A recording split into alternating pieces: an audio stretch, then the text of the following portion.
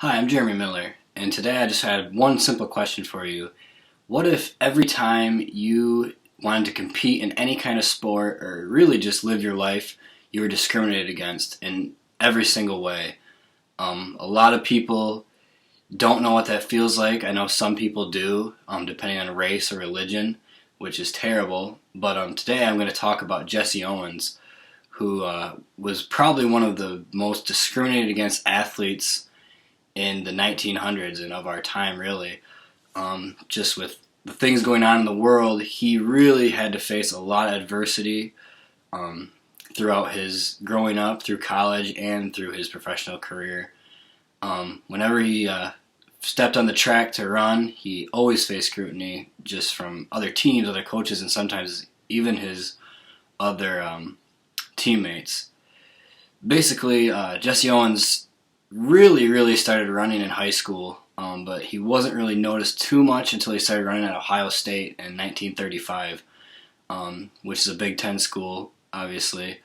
When he was at Ohio State, he actually won 8 individual NCAA championships just by himself, which is a huge feat for any track runner and any athlete in general.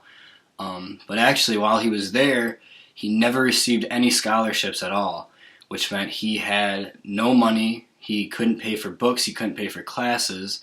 So while all of his other teammates had nothing, no priorities besides practice and school, Owens actually had to work part-time while he went to school so he could support himself going through school.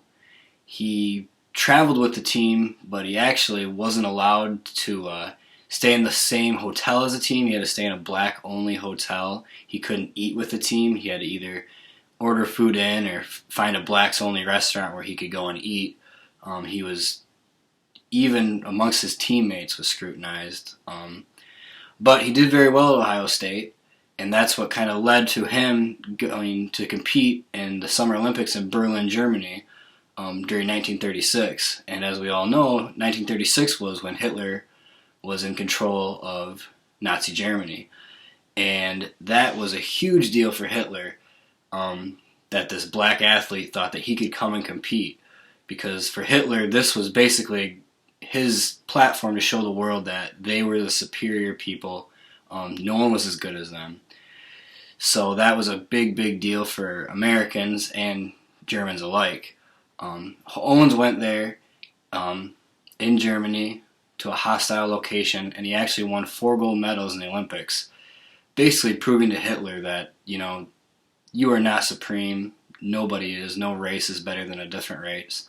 And that was huge, and that's kind of where Owens started getting a lot of support from people back home in America, which really helped his career.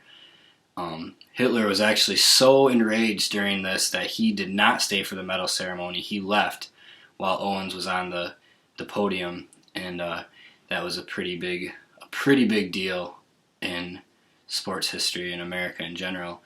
And even after Owens retired from track and field, he still kept trying to push the envelope for rights for African Americans in equal sports. He actually formatted the very first Negro Baseball League.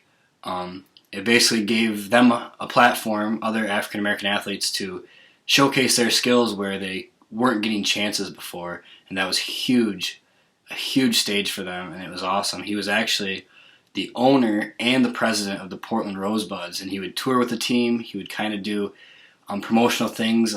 One of them was he would race a horse, just to get people to come and just watch these athletes, and they could, try to get to a pro level where they could support their families doing not only what they love but what they were good at. Although the league only lasted 2 months, it was just it's a huge indicator of Owens as a person and how he always was pushing to help African Americans get forward in sports. So basically, he was just a very in-tune person. He was very non-judgmental. He faced a lot of adversity to get to where he was, and he's known now today as one of the greatest athletes on the track and field circuit, just from his time at Ohio State with 8 records individually, and then his 4 gold medals against Nazi Germany. I mean, it's unbelievable the things he did, and he's definitely one of my personal heroes. So that basically concludes my speech on Jesse Owens. I hope you enjoyed it. Thank you very much.